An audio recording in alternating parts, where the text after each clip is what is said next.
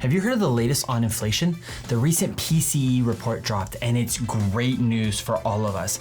Stick around to find out what this could mean for mortgage rates and how it could affect affordability in the housing market right here in San Diego. Next, guess who just got dethroned from the highest performing city year over year? That's right, our very own sunny San Diego. The new Case-Shiller numbers are in and you wouldn't believe who's taking the lead. Stick around to find out who and what these numbers mean for our market ahead. Jerome Powell and the Feds disappoint again by holding the Fed funds rate in place. But Jerome Powell at the FOMC meeting reports tons of good news. Sit back, I'll give you the rundown of how the data the Feds are looking at is going to affect the real estate market for you. All this covered here in this week's San Diego Market Matters. I'm Karl Kyler, your San Diego Realtor. Let's jump into this. Real quick, if you enjoy these videos as much as I enjoy creating them for you every week, please consider subscribing to the channel and liking this video.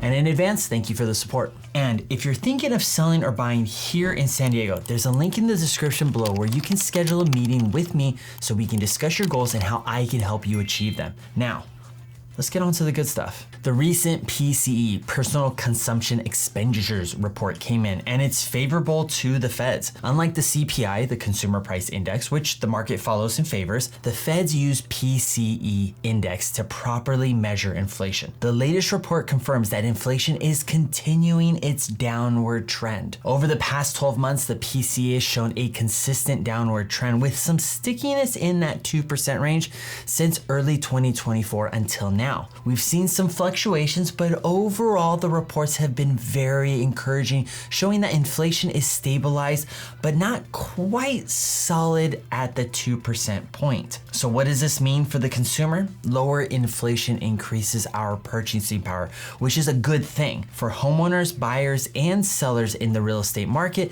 this could mean lower interest rates and more favorable market conditions on the horizon. Before this recent report, analysts were cautiously optimistic, predicting a slight decrease. The actual numbers were even better than expected though, which bodes well for the next PCE report in August. Experts are now predicting a continued favorable trend, meaning the Federal Reserve is seeing what it needs to see to justify the rate cut. But how does this impact us here in San Diego specifically? Lower inflation means positive impacts on mortgage rates. We closed out last week with an interest rate at 6.4%, which is absolutely insane. We haven't seen rates this low in over a year. This makes it more affordable for buyers to finally get into the market. Now, this is crucial for San Diego, where housing affordability is already a significant challenge. For sellers, it makes for a more confident buyer pool that could lead to quicker sales, better terms on offers, and potentially higher offers. But let's hope not too high or we're back to the same problems as before. Homeowners will also start to find it easier to handle their monthly expenses,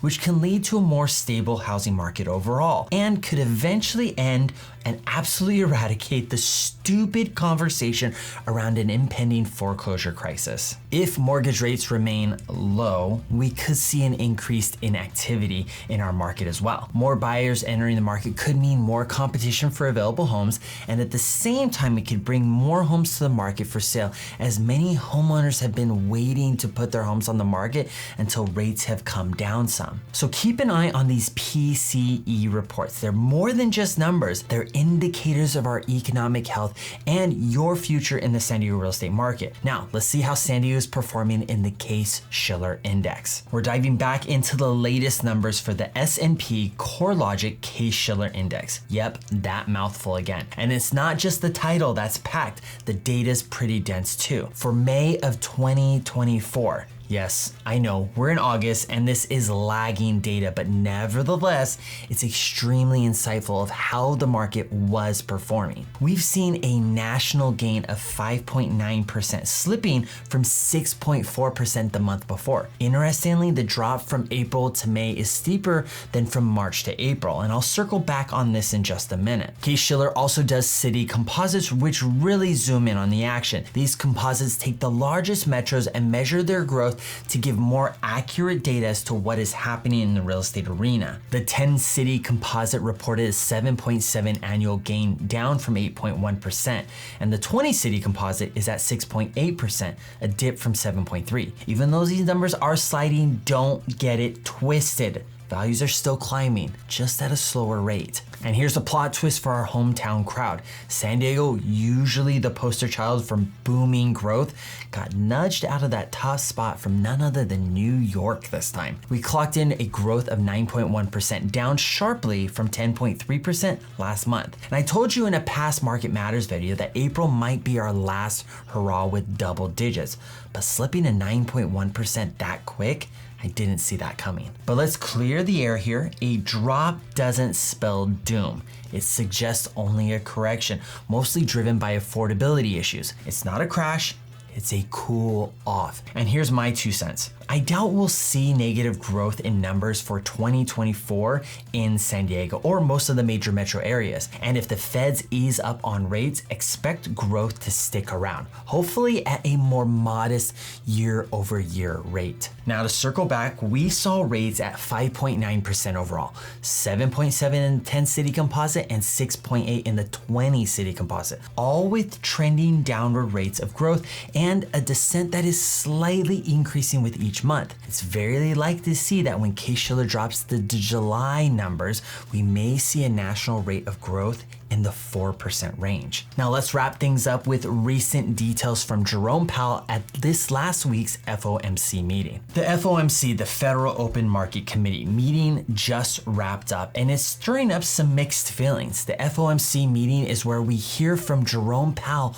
on the state of the economy and their plans on what they plan to do with interest rates. The Fed is saying we've got some solid economic growth, exactly what they're aiming for. They don't want things to be too hot or too cold economically. They're still shooting for that Goldilocks soft landing that they've been talking about for freaking ever. And it looks like they might hit their target. Now let's talk about jobs. The feds have put the brakes on job gains a bit, with unemployment ticking up to 4.3% in July from 4.1%. So they're managing to keep things balanced. Less heat in the jobs market helps to cool down those inflation numbers that we've been sweating over. Speaking of which, inflation is still the big bad wolf here. The Fed's dual mandate is all about wrestling inflation down to 2% while keeping as many of us as employed as possible. But Jerome Powell and his crew are sitting tight on interest rates, not budging an inch. They're wanting to wait for more signs that inflation is really on the path to reach 2%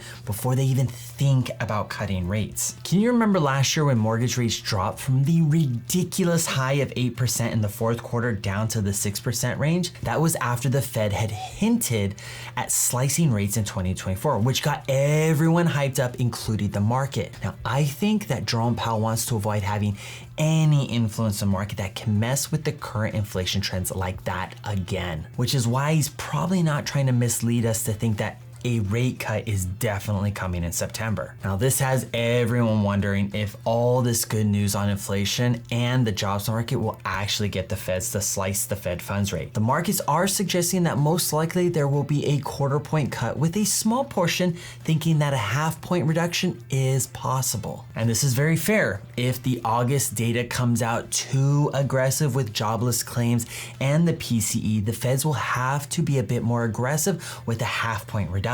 If the data comes back consistent, then a 1/4 point is all the Fed may want to give so as not to bolster the economy too much. And that's a wrap for this week's San Diego Market Matters video. If you found this information valuable, be sure to hit the like button and subscribe to my channel for the weekly updates on the San Diego real estate market. And if you're considering on buying or selling property here in San Diego, don't hesitate to reach out to me for the expert guidance tailored to your needs. As always, I'm Karl Kyler, your San Diego Realtor.